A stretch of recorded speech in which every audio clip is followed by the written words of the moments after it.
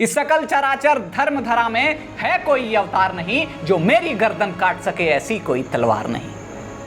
सुत का प्रतिशोध तो ले न सका, यह शोक लिए मैं जाता हूं। मैं क्षत्रिय हूं, एक वीर पुत्र प्रण हेतु प्राण गवाता हूं। हे पार्थ देख नव सूर्य लिए तमदूर भगाने आया हूं। हे वीर धनुर्धर सात धनुष में विजय दिलाने आया हूं।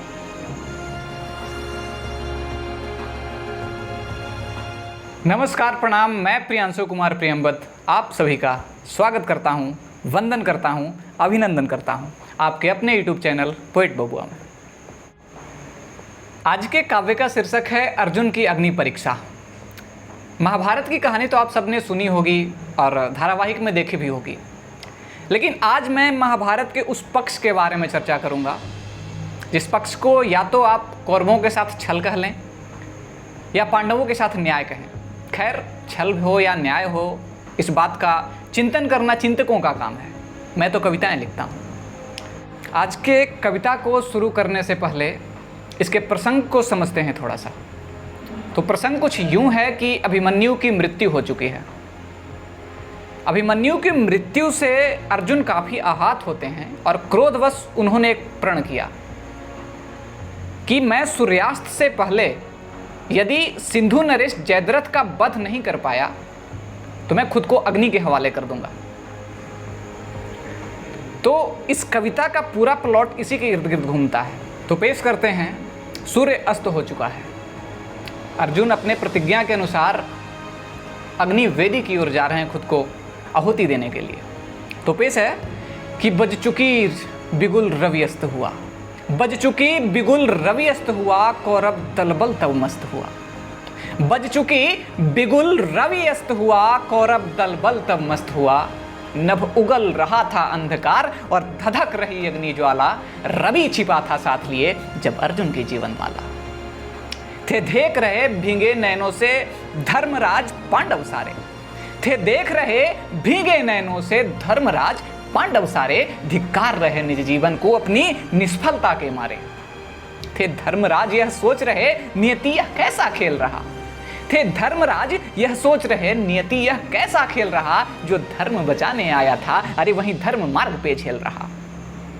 फिर मन ही मन युधिष्ठिर सोचते हैं कि क्या आज यहीं संग्राम खत्म हो जाएगा, क्या आज यहीं संग्राम खत्म हो जाएगा, क्या धर्म के रथ पे अधर्म ध्वजा लहराएगा, क्या आज यहीं संग्राम खत्म हो जाएगा, क्या धर्म के रथ पे अधर्म ध्वजा लहराएगा, क्या पाप के आगे पुण्य भी शीश झुकाएगा, क्या अर्जुन जैसा रत्न यहीं मिट जाएगा।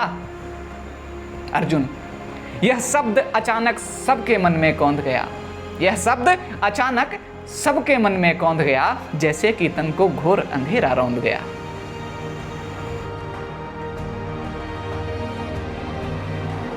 कुरुक्षेत्र में जो कुछ भी घटनाएं घटित हो रही थी उससे युधिष्ठिर पे और अन्य पांडव पे क्या बीत रहा होगा, इस बात की थोड़ा कल्पना करिए आप। उनके पास पहले से ही एक रत्न जो अभिमन्यु था वो खो चुका था, और दूसरी ओर अर्जुन जो कि अपने प्रण के अनुसार खुद की आहुति देने चला था। तो उस समय युधिष्ठिर और तमाम पांडव सजल नेत्र के साथ कुरुक्षेत्र की ओर देख रहे थे। उनको लग रहा था कि जब अर्जुन हमारे हाथों से निकल जाएगा तो संग्राम तो यूं ही खत्म हो जाएगा, क्योंकि पांडवों का जान था अर्जुन।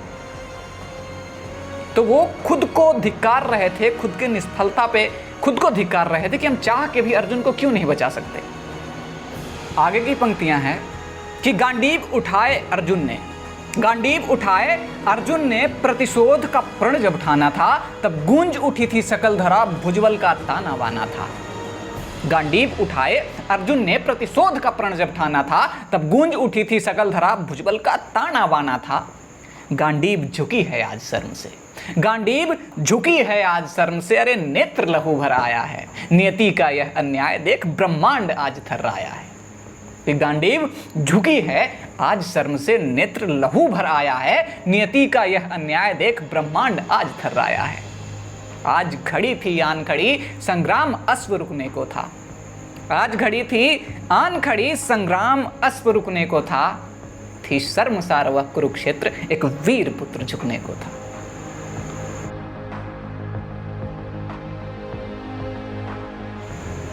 अब बात करते हैं उस पिता के मनोदशा की, यानी अर्जुन की मनोदशा की, जो भुजबल से संपन्न होते हुए भी अपने पुत्र का प्रतिशोध नहीं ले पाया, अपने पुत्र के मृत्यु का प्रतिशोध नहीं ले पाया। वो ग्लानि में कितना डूबा होगा, इस बात की कल्पना आप करके देखिए। तो अगला प्रसंग है अर्जुन का। सुत शोक लिए मन ही मन में अर्जुन पग पग बढ़ता जाता। सुत शोक लिए मन ही मन में अर्जुन पग पग बढ़ता जाता। अरे बिना लिए प्रतिशोध जा रहा, यही सोचकर पछताता। उस अल्पायु के वीर पुत्र ने, यानी अभिमन्यु ने, उस अल्पायु के वीर पुत्र ने इतना शौर्य दिखाया था, बस एक अकेला इस रण में बनकाल सभी पे छाया था। मैं हूं दलबल संपन्न, मैं हूं दलबल संपन्न, परंतु आज अकेला पड़ा हुआ। मैं हूं दलबल संपन्न, परंतु आज अकेला पड़ा हुआ। मन में ग्लानि लेकर देखो, मैं मृत्यु मार्ग पे खड़ा हुआ। अर्जुन सोचता है कि मेरा पुत्र यानी अभिमन्यु, जो अल्प आयु में भी इतने बड़े बड़े महारथियों का सामना किया, और मैं दलबल संपन्न होते हुए भी अपना प्रतिशोध पूरा नहीं कर पाया। इस बात को सोच सोच के अर्जुन एकदम ग्लानि में डूबता जा रहा है। तो सुख शोक लिए मन ही मन में अर्जुन पग पग बढ़ता जाता, बिना लिए प्रतिशोध जा रहा, यही सोचकर पछताता। उस अल्पायु के वीर पुत्र ने इतना शौर्य दिखाया था, बस एक अकेला इस रण में बनकाल सभी पे साया था। मैं हूं दलबल संपन्न, परंतु आज अकेला पड़ा हुआ। मन में ग्लानि लेकर देखो, मैं मृत्यु मार्ग पे खड़ा हुआ। उस अभिमन्यु का एक छवि, उस अभिमन्यु का एक छवि सबके मन में था बना हुआ। उस अभिमन्यु का एक छवि सबके मन में था बना हुआ। शत्रु समक्ष एक पहिया ले जब वीर पुत्र था तना हुआ। उस वीर पुत्र अभिमन्यु को जब छल से मारा जाता था, उस वीर पुत्र अभिमन्यु को जब छल से मारा जाता था, थे नीति नीति का भेद सुनाने वाले द्रोण और कर्ण कहां, थे भीम नकुल सहदेव युधिष्ठिर, युद्ध नीति और धर्म कहां। यही सोच अचानक युद्ध भूमि में पार्थ क्रुद्ध हो चिल्लाया।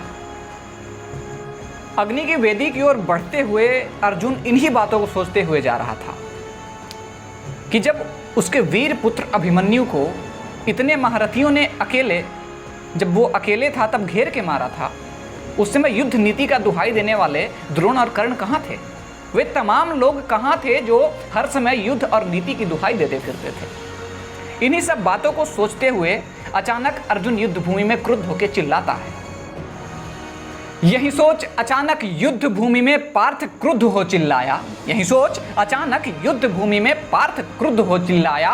यह देख सिंहासन डोल गया, दुर्योधन पल भर घबराया।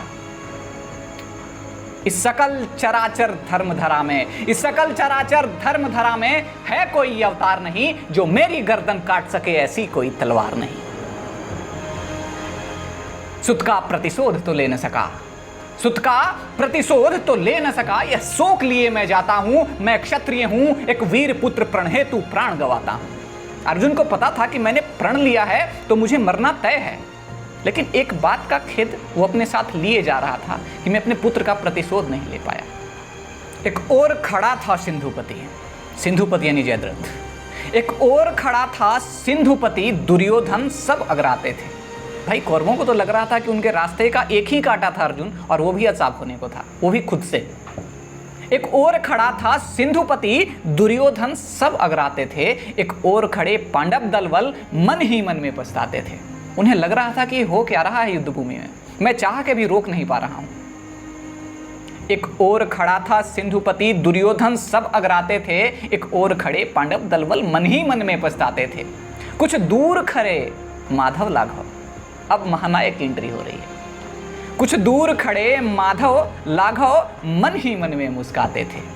और अब वो घड़ी आ रही है जब अर्जुन अग्नि की वेदी में प्रवेश करने को था, कि जब काल चक्र रुकने को था, जब काल चक्र रुकने को था, जब सत्य शीश झुकने को था, उस अग्निकुंड में अर्जुन का जब प्राण पुंज बुझने को था, तब चक्र सुदर्शनधारी ने सहसा आके जयघोष किया। तब चक्र सुदर्शनधारी ने सहसा आकर जयघोष किया, हे पार्थ देख नवसूर्य लिए, हे पार्थ देख नवसूर्य लिए, तमदूर भगाने आया हूं। हे वीर धनुर्धर सात धनुष में विजय दिलाने आया। है समर शेष अभी धैर्य धरो, है समर शेष अभी धैर्य धरो, गांडीव उठा प्रण पूर्ण करो, वह देख जयद्रथ है समक्ष, उसे मार जगत का सूर्य बनो।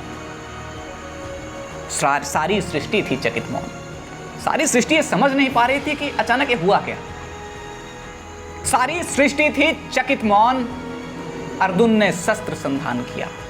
सारी सृष्टि थी चकित मौन। अर्जुन ने शस्त्र संधान किया, गांडीव उठाई, बाण साध पृथ्वी को पाप विहीन किया।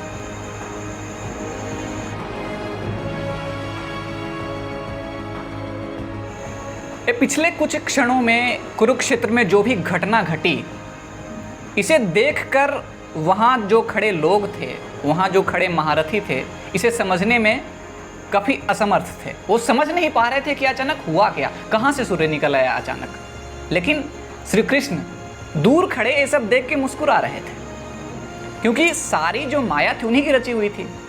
समय आया तो उन्होंने आके अर्जुन को आगाह किया इस बात से। फिर अर्जुन ने उनके आज्ञा अनुसार शस्त्र का संधान किया और फिर जयद्रथ का वध किया। इसके बाद की जो लाइनें हैं कि है विजय शेष, है विजय शेष, बस सोच यहीं कौरव पांडव टकराते थे। ये जो घटना घटी उसके बाद दोनों के मन में चल रहा था कि ये खैर छोड़ो, कोई बात नहीं, अभी विजय शेष है, अभी युद्ध शेष है। कि है विजय शेष, बस सोच यहीं कौरव पांडव टकराते थे, अग्नि की वेदी पे चढ़ के प्राणों की प्यास बुझाते थे। अब सूर्य ढला, अब सूर्य ढल चुका है। अब सूर्य ढला, रण खत्म हुआ, सब अपने घर को जाते थे। अब सूर्य ढला, रण खत्म हुआ, सब अपने घर को जाते थे। लेकिन सबके मन में एक प्रश्न था, एक प्रश्न लिए सब सोच रहे, एक प्रश्न लिए सब सोच रहे, न जाने रण में क्या होगा। एक प्रश्न लिए सब सोच रहे, न जाने रण में क्या होगा।